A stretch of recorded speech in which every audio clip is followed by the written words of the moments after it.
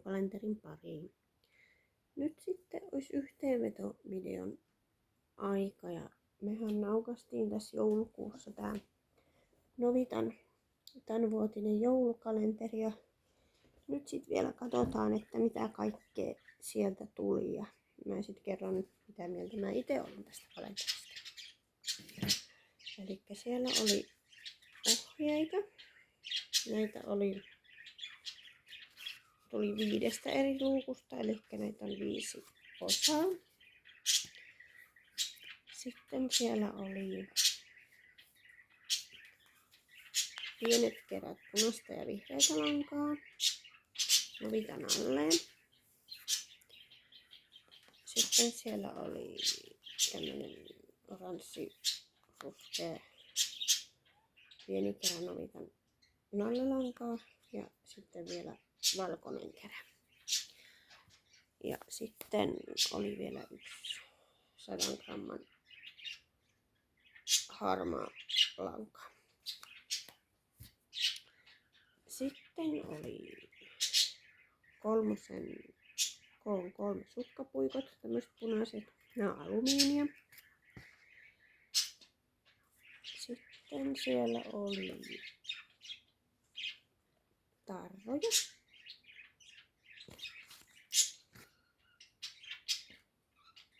Sitten siellä oli pakettikortteja.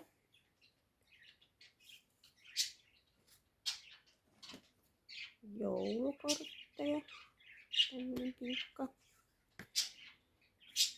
Sitten siellä oli vyösteitä.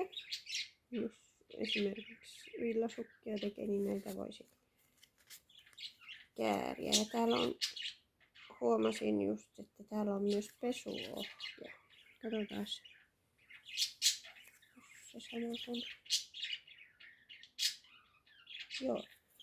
Tää pesuohje on muun muassa sama, mitä tässä on tässä harmaassa nallelangassa. Sitten siellä oli viimeistelyneulat tai päättelyneulat.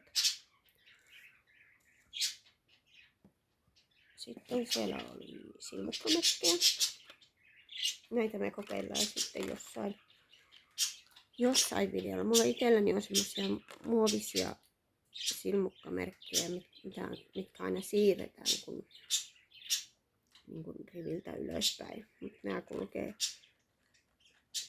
puikolla mukana.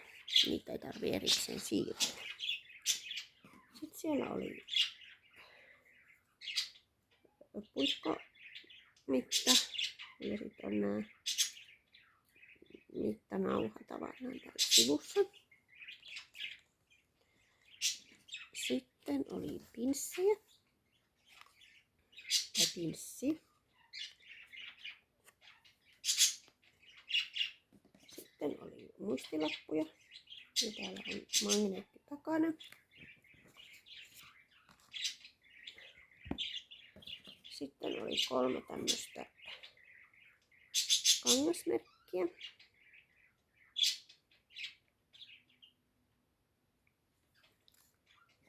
Ja sitten 2 tämmöistä,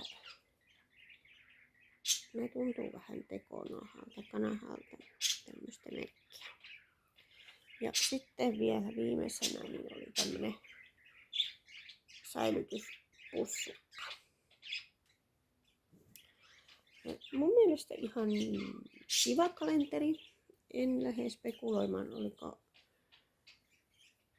hintansa väärti, koska siinä täytyy ottaa niin paljon asioita sit huomioon.